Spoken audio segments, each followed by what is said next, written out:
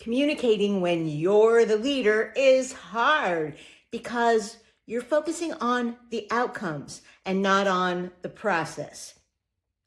Let me tell you a story.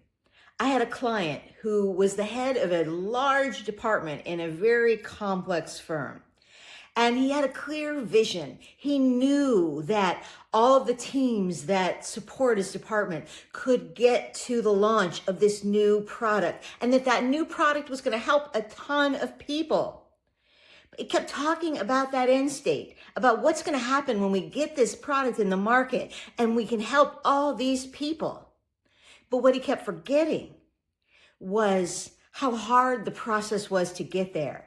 Not impossible, but hard. And so his people would hear the messages about, yes, this destination, but then they'd get stuck. Where do we start? What levels of permission do we have to take risks, to make mistakes? What do we do when we hit what I call the messy middle?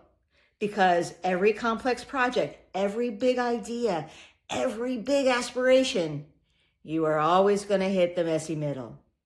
So what should he have done instead? So yes, setting the outcome, setting a big vision is important when we're a leader. It's important to communicate that, to plant that seed of possibility in people's minds. But it's also important to recognize what the journey is likely going to look like. It's going to look like this when we start. And then we're going to come here, and then we're going to hit the messy middle. And here's the point where we're not going to be sure what to do. And give people some guidance as to what to do then, even if it's just to expect that the journey isn't simple. The journey isn't easy. The destination, though, is going to be worth it.